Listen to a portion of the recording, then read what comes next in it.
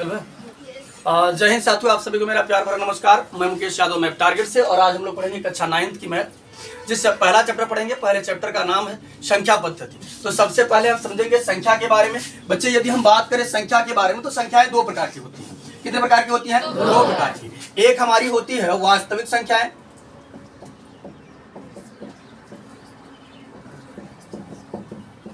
एक होती हैं वास्तविक संख्याएं और एक होती हैं काल्पनिक संख्याएं।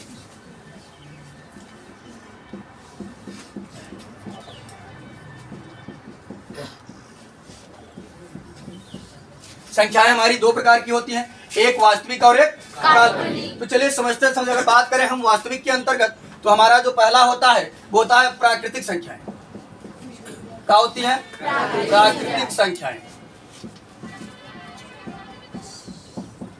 अब यदि हम प्राकृतिक संख्याओं की बात करें तो प्राकृतिक संख्याएं जो हमारी प्रारंभ होती हैं वो एक से प्रारंभ होकर के 1 2 3 डॉट डॉट डॉट डॉट कहां तक जाती हैं? अनंत तक, यानी इन्फिनिटी तक। कहां तक जाती हैं? इन्फिनिटी यानी कि अनंत। उसके बाद यदि हम बात करें तो दूसरा हमारा होता है पूर्ण संख्याएं, जिसे अंग्रेजी में होल नंबर कहा जाता है। क्या कहा जाता है? जो हमारा 0 से प्रारंभ होकर के कहां तक जाता है? इन्फिनिटी तक जाता है। ठीक। उसके बाद हमारा होता है पूर्णांक। पूर्णांक होता है। अब यदि हम बात करें पूर्णांक की, तो पूर्णांक हमारा जो होता है वो माइनस भी होता है और प्लस भी, यानी कुल मिलाकर के माइनस इन्फिनिटी से लेते हुए कहां तक होता है? Plus infinity. तो समझते, जैसे मान लेते इधर डॉट डॉट डॉट डॉट कहां से आ रहा है हमको नहीं पता। ठीक। मान लेते हैं -3 -2 -1 0 1 2 3 dot dot dot dot dot infinity. ठीक। यानी यदि हम बात करें पूर्णांक की, तो पूर्णांक हमारा क्या होता है? माइनस इन्फिनिटी से लेते हुए कहां तक होता है? प्लस इन्फिनिटी तक। वरना बैठ जाओ पीछे खाली हो। तो माइनस इन्फिनिटी से लेते हुए कहां तक होता है? प्लस इन्फिनिटी तक। उसके बाद आ जाओ बच्चे, जल्दी आओ जहां से खाली बैठ जाओ। चलिए, उसके बाद बच्चे हमारा होता है परिमेय संख्या। क्या होता है? परिमेय संख्याएं। यदि परिमेय संख्या की हम बात करें तो परिमेय संख्या वो होती है, बैठ जाओ जहां सेट हो, वो बैठा लीजिए, उसे बैठे थोड़ा सा। चलिए, यदि हम बात करें परिमेय संख्याएं की, तो परिमेय संख्या वो होती है जिसे हम P/Q के रूप में व्यक्त कर सके। किसके रूप में? P/Q के रूप में, जिसे हम P/Q के रूप में व्यक्त कर सकते हैं। ठीक। P/Q के रूप में व्यक्त कर सकते हैं, वो परिमेय होता है। लेकिन इसका कुछ कंडीशन है, पिछले वाले बच्चे बात ना करें।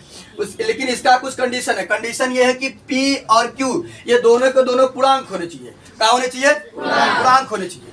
ठीक। दोनों के दोनों क्या होने चाहिए? पूर्णांक होने चाहिए। साथ ही साथ अगर हम बात करें P और Q का मास निकालें, यानी HCF निकालें, तो एक के अलावा कुछ नहीं आना चाहिए। पहला कंडीशन, ये P और Q दोनों दोनों का होने चाहिए? पूर्णांक होने चाहिए। ठीक। इनका अगर हम मास निकाले तो कितना आना चाहिए? 1 आना चाहिए। और साथ ही साथ ये जो बटे में है, जो यानी हर है, ऊपर वाले को अंश कहते हैं, नीचे वाले को हर कहते हैं। तो हर जो है वो Q नॉट इक्वल टू 0, यानी Q 0 के बराबर नहीं। परिमेय संख्या की परिभाषा सबको समझ आएगी नहीं? जिसे हम P/Q के रूप में व्यक्त कर सकते हैं। आसान शब्दों में कहें तो जिसे हम बटे में लिख सकते हैं। ठीक। जिसे हम बटे में लिख सकते हैं, यानी P/Q के रूप में व्यक्त कर सकते हैं, जहां P और Q दोनों दोनों का होंगे इंटीजर, यानी कि पूर्णांक होंगे। क्या होंगे? पूर्णांक होंगे। और जहां Q not equal to 0, Q 0 के बराबर नहीं होगा। मुन्ना लिखना मत करो, लिखो मतलब Q 0 के बराबर नहीं होगा। और इसका यदि हम मात्रा निकालेंगे तो मात्रा कितना आएगा? 1 आएगा। बात क्लियर हुई सबको? चलिए, उसके बाद हम बात करें, यदि हम हमारा होता है अपरिमेय संख्याएं। अपरिमेय संख्याएं। ठीक। क्या होती हैं? अपरिमेय संख्याएं। तो अपरिमेय संख्याओं का आसान सा तरीका बताते हैं। ये बच्चे, जो अंडर रूट में हो, किसमें हो? अंडर रूट में हो, लेकिन उसका वर्गमूल जो है वो परफेक्ट में ना निकल पाए, यानी क्लियर वैल्यू में ना निकल पाए। जैसे मान लेते हैं हमने कह दिया कि √5 का वर्गमूल निकाल लेंगे आप लोग? वर्गमूल आप निकाल तो सकते हैं, लेकिन पॉइंट में निकालेंगे, क्लियर वैल्यू में नहीं निकल पाएगा। हम लोग कक्षा 8 में पढ़े हैं ना, इसका वर्गमूल हम लोग 0.2 स्थान तक 3 स्थान तक निकालते थे। ठीक। तो जो है कि इसका वर्गमूल तो हम निकाल सकते हैं, लेकिन क्लियर वैल्यू में नहीं निकल पाएगा। तो अगर जिस संख्या का वर्गमूल क्लियर वैल्यू में ना निकल पाए वो क्या होती है? अपरिमेय। क्या होती है? अपरिमेय। बात सुनाई सबको? तो अच्छा बताओ हमको, अगर हम कहें कि अंडरवुड 16 ये परिमेय है कि अपरिमेय? क्योंकि 16 का वर्गमूल निकालेंगे आ जाएगा 4, 4/1 माना जाता है। ये P/Q के रूप में भी है, Q नॉट इक्वल टू 0, नीचे वाला 0 भी नहीं है, इनका मासा निकालेंगे तो 1 ही आएगा, है ना? तो यहाँ समझिएगा, जिसका वर्गमूल निकल जाएगा वो तो परिमेय हो जाएगा, किंतु जिसका वर्गमूल नहीं निकल पाएगा वो क्या होगा? अपरिमेय। ठीक। और साथ ही साथ ऐसी संख्या है जिसे अगर बटे के रूप में तो है, लेकिन अगर हम भाग करें, भाग अशांत हो और अनावर्ती हो। अशांत मतलब जो कटे ना, और अनावर्ती का मतलब है कि वो नंबर जो है वो अलग अलग नंबर आता है, रिपीटिंग नंबर नहीं आता है, नॉन रिपीटिंग नंबर। आगे सिखाएंगे, एक्सरसाइज में है तो क्लियर हो जाएगा सबको। ठीक। तो हमने सीखा परिमेय, अपरिमेय। उसके बाद बच्चे यदि हम बात करें भाज्य, भाज्य आप लोग अच्छा भाज्य, अभाज्य, भाज्य संख्याएं, अभाज्य संख्याएं आप जानते हैं? चलिए यहाँ समझिए। हाँ, कोई बताया भाज्य की परिभाषा पता किसी को? सर जो अपने से एक से और अगर खुद से कटे वही भाज्य होती है। जो अपने से और अभाज्य होती है सर, जो अपने से और एक से कटे हाँ वो अभाज्य होती है। और जो किसी भी से चलिए ठीक है, आप लोगों ने प्रयास किया, बताते हैं हम परिभाषा क्या है। यहाँ समझिएगा, जो एक और स्वयं के अलावा किसी और से कट जाए, एक से भी कटे, अपने से यानी स्वयं से भी कटे, उसके अतिरिक्त किसी और से कट जाए। जैसे समझेगा, अगर हम कहते हैं 12, तो चलिए देखते हैं 12 किससे किससे कटेगा। 12 हमारा एक से कटेगा, स्वयं यानी 12 से कटेगा, इसके अलावा 3 से कट जाएगा, 4 से कट जाएगा, 6 से कट जाएगा, अच्छा 2 से भी कट जाएगा, है ना? यहाँ समझिएगा, ये एक और स्वयं के अलावा कई और संख्याओं से कट रहा है। तो जब एक और स्वयं के अलावा किसी और से भी कट जाए तो ऐसी संख्या भाज्य संख्या कहलाती है। क्या कहलाती है? भाज्य संख्या। जो एक और स्वयं के अलावा किसी और से भी कट जाए वो क्या कहलाती है? भाज्य। तो हमें बताओ आप, 9 भाज्य नहीं है? भाज्य है ना? अभाज्य की परिभाषा समझ लेते हैं। जस्ट भाज्य का उल्टा है, जो एक और स्वयं के अलावा किसी और से ना कटे, जो केवल एक से कटे और स्वयं से कटे और क्यों से ना कटे, वो अभाज्य होते हैं। जैसे अगर हम कहते बच्चे 5 बताओ, किससे किससे कटेगा? एक से कटेगा और 5 से कटेगा, इसके अतिरिक्त किसी से कटेगा? नहीं कटेगा ना? जैसे हम कहते 9, अच्छा पूछे हाँ, जैसे हम कहते 14 बताओ, भाज्य है कि अभाज्य? भाज्य। कहते हम 21 भाज्य है कि अभाज्य? कहते 13 भाज्य है कि अभाज्य? क्या है? अभाज्य है, क्योंकि ये एक और 13 के अलावा किसी और से नहीं कटेगा। बात क्लियर हुई सबको? चलिए एक एग्जांपल देते हैं और बताइएगा वो भाज्य है कि अभाज्य। ध्यान से बताइएगा, समझ करके, नहीं कंफ्यूजन हो सकता है। चलिए आप हमको बताइएगा, 2 भाज्य है कि अभाज्य है? 2 भाज्य है कि अभाज्य है? हाँ अभाज्य। चलिए काफी बच्चों ने सही जवाब दिया है। यहाँ समझिएगा, हमारी परिभाषा कहती है कि अगर एक और स्वयं के अलावा किसी और से कटेगा तब तो हम उसे भाज्य कहेंगे, अब अगर एक और स्वयं के अलावा किसी और से नहीं कटेगा तो क्या कहेंगे? तो चलिए देख लेते हैं।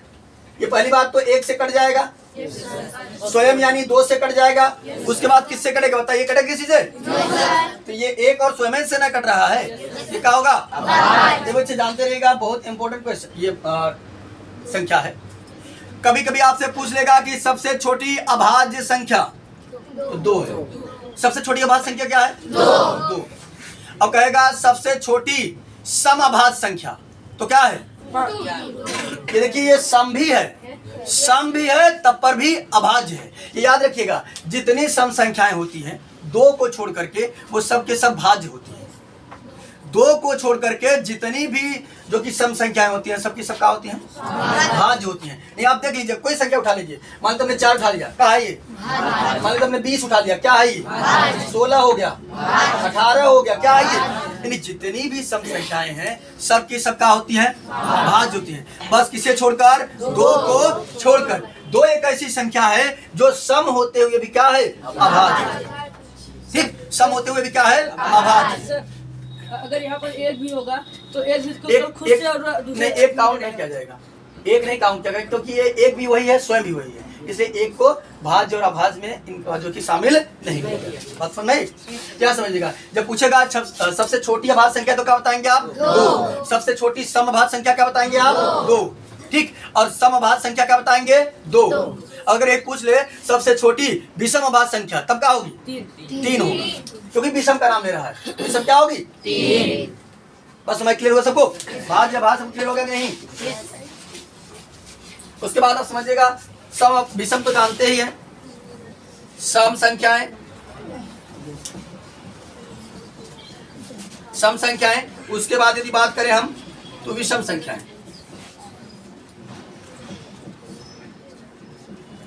यहाँ विषम लिखे हैं, लास्ट विषम संख्या लिखे हैं। ठीक, तो यहां समझिएगा ये जितनी भी संख्याएं मैं लिखा हूं, सम वो होती है जो 2 से कट जाए।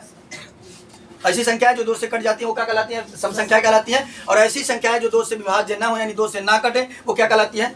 विषम संख्या कहलाती है। या फिर समझिएगा अदर परिभाषा यदि हम बात करें तो होता है कि जिसका इकाई का अंक, किसका इकाई का अंक, लास्ट वाला अंक अगर 0 हो, 2 हो, 4 हो, 6 हो, 8 हो, तो वो क्या होती हैं? सम संख्याएं होती हैं। और जिसका इकाई का अंक अगर 1, 3, 5, 7 न हो, वो क्या कहलाती हैं? ठीक, ये बच्चे मैंने जितना भी 9 प्रकार की संख्याएं लिखा है यहाँ पर लगभग करके, प्राकृतिक संख्याएं, पूर्ण संख्याएं, पूर्णांक, परिमेय, अपरिमेय, भाज्य, अभाज्य, सम, विषम, ये सब किसके अंतर्गत आती हैं? वास्तविक संख्याएं।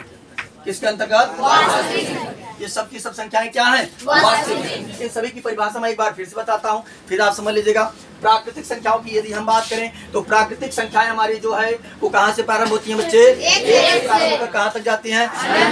इंफिनिटी तक जाती हैं। यदि हम पूर्ण संख्याओं की बात करें तो 0 से प्रारंभ होकर कहाँ तक जाती हैं? अनंत तक जाते हैं। यदि हम पूर्णांक की बात करें तो माइनस इंफिनिटी से लेते हुए कहाँ तक होता है? प्लस इंफिनिटी तक। यदि हम बात करें परिमेय संख्या तो जिसे हम P/Q के रूप में व्यक्त कर सकते हैं, जहाँ P और Q क्या है? हमारे पूर्णांक हैं, और इनका HCF फाइंड करेंगे तो कितना आएगा? 1 आएगा।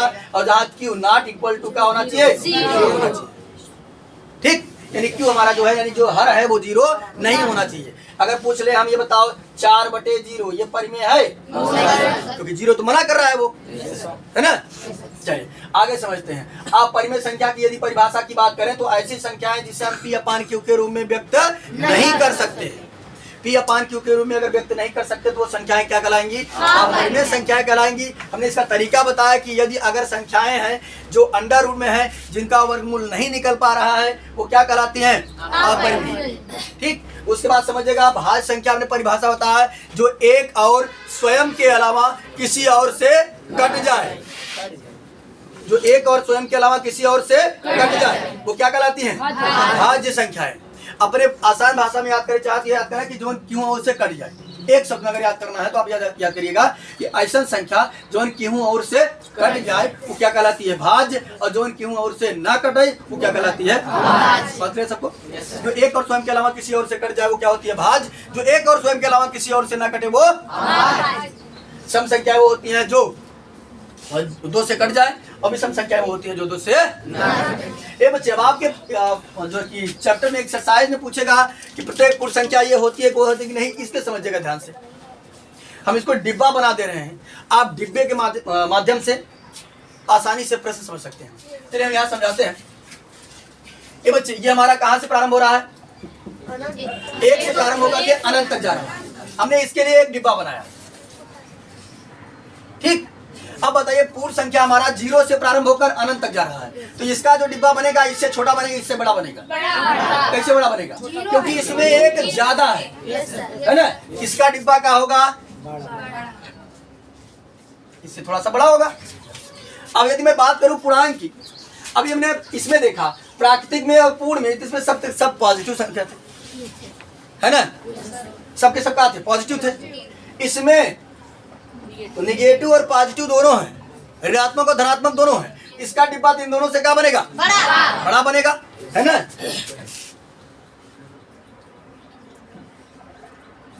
इसके लिए हमने एक डिब्बा बनाया।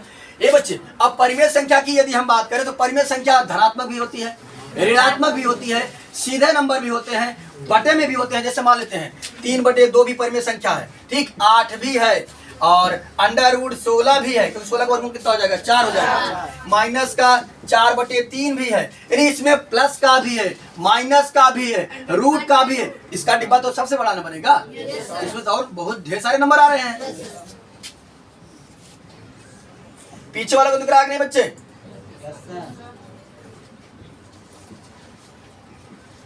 ठीक, अपरिमेय संख्या, ठीक, तो अपरिमेय संख्या आपसे इसका जो है कि हम लोग अलग सा डिब्बा बनाए, इसके मान लेते हैं वृत्त है, ठीक। बाकी भाग जब भाग तो आप जानते ही हैं, इसका डिब्बा बनाने का हो सकता है, इतने आपसे प्रश्न पूछेगा।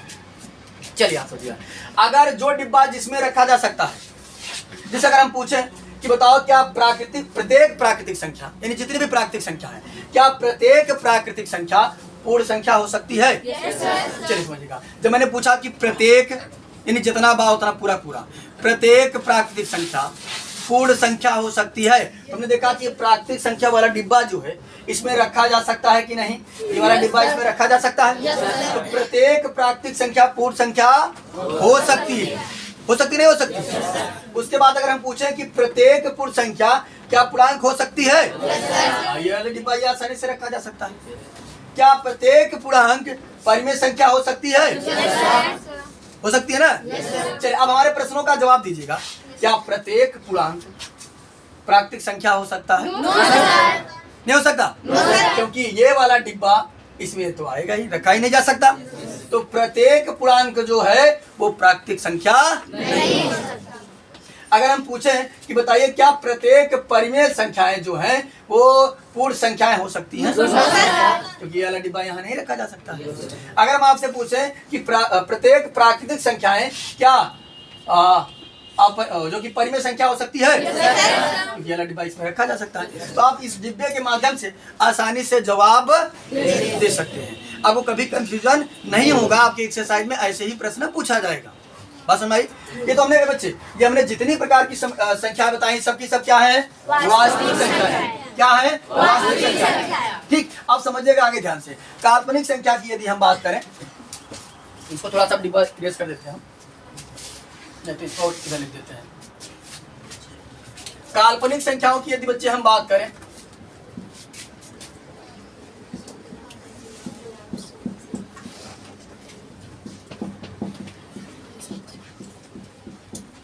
तो समझिएगा काल्पनिक संख्याएं क्या होती हैं। आपके जहन में आप जितनी संख्याएं सोच सकते हैं, देखिए मतलब जितनी संख्याएं होती हैं समझ लीजिए कि सब के सब वास्तविक होती हैं। मैं बता रहा हूं किसे छोड़कर, आप जितनी संख्याएं सोच सकते हैं समझ लीजिए कि सब के सब क्या है, वास्तविक। बस किसे छोड़कर हम बता रहे हैं कि काल्पनिक क्या होता है। अंडर रूट में हो और माइनस, समझिएगा। जैसे अगर मैं लिख दूं अंडर रूट -16, ये हो जाएगा काल्पनिक। यदि रूट के अंदर माइनस हो, अंडर रूट के अंदर माइनस हो और कोई भी संख्या लिखी हो तो ये वो वाली संख्या क्या कहलाएगी, काल्पनिक संख्या। देखिएगा बच्चे, जैसे मैं लिख दूं अंडर रूट 5, ये क्या है, काल्पनिक। लेकिन समझिएगा मैं अगर ऐसे लिख दूं कि अंडर रूट 4, तो बताओ ये काल्पनिक है कि वास्तविक? यदि ये माइनस बाहर आएगा तब तो वास्तविक होगा। ये काल्पनिक तब होगा जब ये माइनस अंदर होना चाहिए। कहाँ होना चाहिए, अंदर होना चाहिए। बात क्लियर है सबको? काल्पनिक संख्याएं कब होंगी, यदि अंडर रूट के अंदर माइनस होगा तो वो संख्या क्या कहलाएगी, काल्पनिक संख्या। तो हमने सीखा क्या, सीखा संख्याओं के बारे में। तो यदि हम बात करें बच्चे तो संख्याएं कई प्रकार की होती है, हमारी 2 प्रकार की होती हैं। एक वास्तविक संख्या है, दूसरी काल्पनिक संख्या है। वास्तविक संख्या ये जितनी भी है सबके सब क्या है, वास्तविक संख्या है। काल्पनिक संख्या हमारी वो होती है जो अंडर रूट में हो और क्या हो, माइनस हो। बात सबको कंफर्म है? किसी को कहीं प्रश्न तो है, बोलिए।